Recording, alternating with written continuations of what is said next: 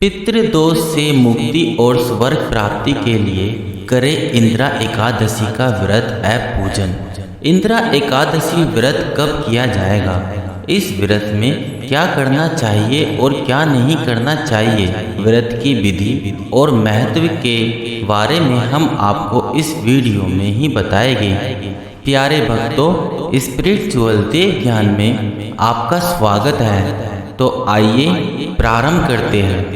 आश्विन मास की कृष्ण पक्ष की एकादशी को इंदिरा एकादशी के नाम से जाना जाता है। पौराणिक मान्यताओं के अनुसार इंदिरा एकादशी का व्रत एवं पूजन करने से साधक के सभी पापों का नाश हो जाता है और मृत्यु के बाद उसको यमलोक की यातनाएं नहीं सहने करनी पड़ती, बल्कि उसे स्वर्ग की प्राप्ति होती है। इस व्रत का पुण्य अपने पितरों को देने से या उनके निमित्त इस व्रत को करने से उनको सद्गति प्राप्त होती है। इंदिरा एकादशी इस वर्ष 10 अक्टूबर 2023 दिन मंगलवार के दिन होगा। व्रत का महत्व। हिंदू धर्म ग्रंथों के अनुसार इंदिरा एकादशी का व्रत एवं पूजन करने से मनुष्य के सभी पापों का नाश होता है और मृत्यु के बाद स्वर्ग की प्राप्ति होती है। इस व्रत के विषय में भगवान श्री कृष्ण ने यमराज युधिष्ठिर को बताया था।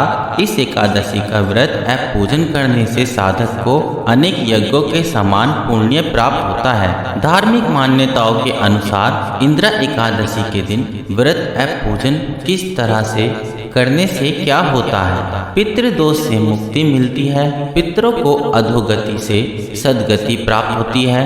अपने पूर्वजों यानी पितरों के निमित्त इस व्रत को करने से या इस व्रत का पुण्य उनको देने से उन्हें स्वर्ग की प्राप्ति होती है।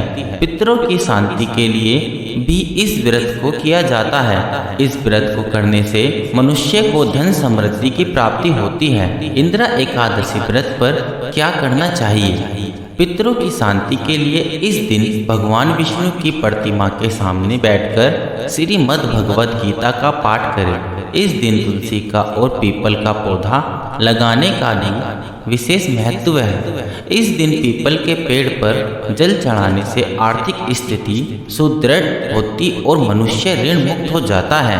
प्रिय भक्तों, एकादशी व्रत की विधि के बारे में बता रहे हैं, वीडियो के अंत तक बने रहना। इंदिरा एकादशी का व्रत एक दिन पूर्व यानी दशमी तिथि से ही आरंभ हो जाता है। दशमी के दिन एक ही समय भोजन करना चाहिए और ब्रह्मचर्य का पालन करना चाहिए। इंदिरा एकादशी के दिन प्रातःकाल स्नान आदि नित्य कर्मों से निवृत्त होकर व्रती को निराहार व्रत का संकल्प लेना चाहिए। संकल्प लेने के बाद कलश की स्थापना करके उस पर शालिग्राम जी की प्रतिमा रखे, फिर उसकी पूजा करें। भगवान शालिग्राम की प्रतिमा को पंचमामृत से स्नान करवाए, धूप दीप जलाकर रोली चावल से पूजा करें, फल फूल अर्पित करें, नैवेद्य चढ़ाए। भगवान शालिग्राम को तुलसी अवश्य से चढ़ाए। विष्णु सहस्त्र नाम का पाठ करें। इसके बाद इंदिरा एकादशी व्रत का महात्म्य और कथा पढ़े या सुने। कथा सुनने के बाद आरती करें। विधि विधान से श्राद्ध करके ब्राह्मणों को फलाहार कराएं। स्वयं दिन भर निर्जल एवं निराहार रहकर व्रत करें। यदि शक्ति ना हो तो जलीय आहार और फलाहार कर सकते हैं। अगले दिन द्वादशी को ब्राह्मण को भोजन करवाए और यथाशक्ति दान दक्षिणा देकर संतुष्ट करें। फिर उसके बाद अपने बंधु बांधवों के साथ मौन रहकर खाना खाएं। व्रत की रात को जागरण अवश्य करें। इस व्रत के दिन काम क्रोध आलस्य का त्याग करके सात्विक जीवन जिए। यदि आप स्वयं से पूजा नहीं कर सकते तो किसी योग्य विद्वान ब्राह्मण से भी पूजा करवा सकते हैं। इंदिरा एकादशी में हमें क्या ना करना चाहिए। इस दिन स्त्रियों सिर से स्नान न करें यानी बाल न धोए, भोजन में चावल का सेवन न करे। व्रत करने वाला इस दिन सात्विक जीवन जिए और ब्रह्मचर्य का पालन करे। क्रोध और आलस्य बिल्कुल ना करे। इंदिरा एकादशी व्रत की कथा। पौराणिक कथा के अनुसार धर्मराज युधिष्ठिर ने भगवान श्री कृष्ण से आश्विन मास की कृष्ण पक्ष की एकादशी के विषय में पूछा।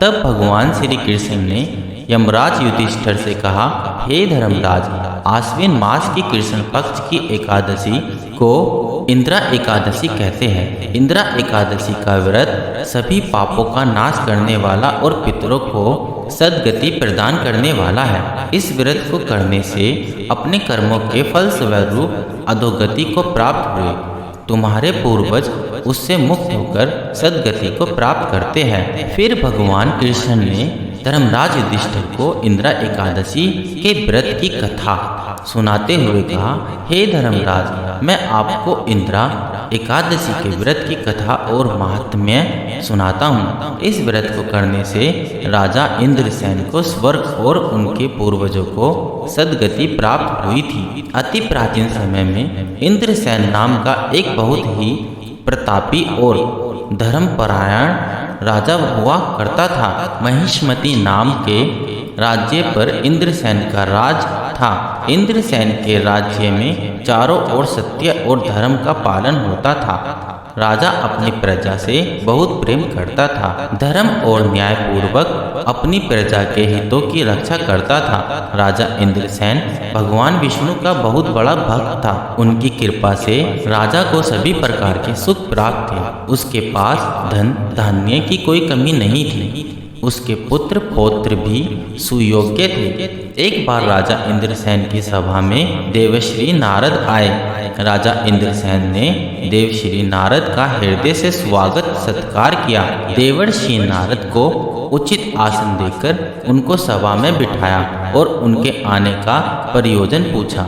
तब देवश्री नारद ने कहा, हे राजन, एकादशी का व्रत करने से जातक के सभी पापों का नाश हो जाता है और उसको स्वर्ग की प्राप्ति होती है।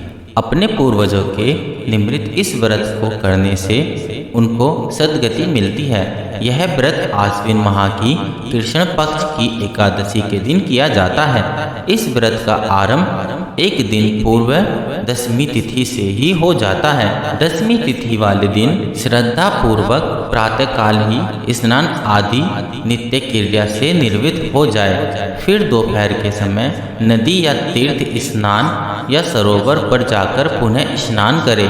प्रेम और श्रद्धा से पितरों का श्राद्ध कर्म करे और स्वयं दिन में एक ही बार भोजन करे।